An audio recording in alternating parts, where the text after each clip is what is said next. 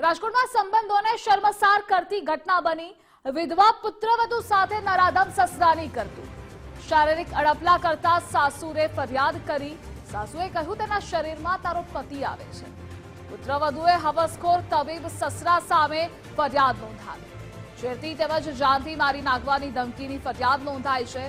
મારી તોશ ઉપર સુધી છે, કંઈ નહીં થાય ની સસરા આવી ધમકી આપતા હતા કે પીડિતાએ તેના માતા પિતાને વાત કરતા પોલીસ ફરિયાદ નોંધાઈ છે।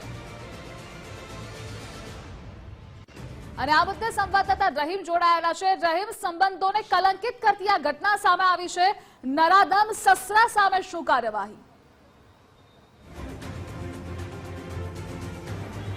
ધ્રુવિશા, ચોક્કસપણે આખી ઘટનાની જો વાત કરવામાં આવે તો જે મહિલાએ ફરિયાદ નોંધાવી છે તેના સગા સસરા સામે ફરિયાદ નોંધાવી છે। મહિલાની જો વાત કરીએ તો તેમના પતિ થોડા સમય પહેલા જ બીમારીના કારણે અવસાન થયું હતું ને ત્યારબાદ તે પોતે પોતાના પુત્ર સાથે રહેતા હતા અને તેમનું ગુજરાન છે તેમના સસરા જ ચલાવતા હતા। થોડા સમય પહેલા પણ તેઓ જે ધાર્મિક પ્રવાસે ગયા હતા અને ત્યાંથી આની શરૂઆત થઈ હતી ને ત્યાં પણ જે પુત્રવધુ છે તેમના શારીરિક અડપલા કર્યા હતા અને ત્યારબાદ રાજકોટ પણ આવ્યા। રાજકોટની અંદર પણ શારીરિક અડપલાના પ્રયાસો થયા હતા। આ સમગ્ર ઘટનાની વાત છે તેમના સાસુને કરવામાં આવી હતી, તો પછી સાસુના જવાબથી છે તે પુત્રવધુ પણ ચોંકી ઉઠી હતી અને કહેવામાં આવ્યું કે તારા પતિ છે તેના શરીરમાં આવે છે। સૌથી મોટો સવાલ છે કે અભ્યાસુ ફેમિલી છે, જે સસરા છે તે પોતે ડોક્ટરના વ્યવસાય સાથે સંકળાયેલા હોવાની વિગત સામે આવી છે।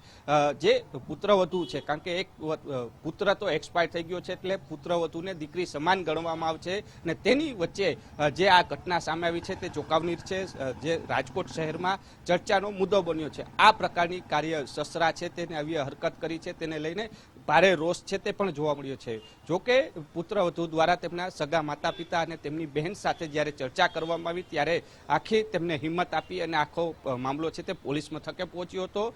સસરા સામે પોલીસ ફરિયાદ છે તે નોંધવામાં આવી છે। તેમાં શારીરિક અડપલા સહિતની અને સાથે જાનથી મારી નાખવાની ધમકી જે આપવામાં આવી હતી તેની કલમો હેઠળ ફરિયાદ નોંધવામાં આવી છે। ગત રોજ જો વાત કરવામાં આવે રાત્રિ દરમિયાન ફરિયાદી છે તેમના નિવેદનો પણ લઈ લેવામાં આવ્યા છે। હવે જે સસરા છે તેની ધરપકડ ગમે ત્યારે કરે તેવી શક્યતાઓ છે તે સેવાઈ રહી છે, કારણ કે એક પુત્રવધુ છે તેમને દીકરી સમાન ગણવામાં આવતી હોય છે, પરંતુ આજે જે આ ઘટના સામે આવી છે તે શર્મસાર કરતી ઘટના સામે આવી છે અને તેને લઈને લોકોમાં પણ રોષ છે તે જોવા મળી રહ્યો છે। ધ્રુવિશા, જી રહીમ, જોડાવા બદલ આભાર આપનો।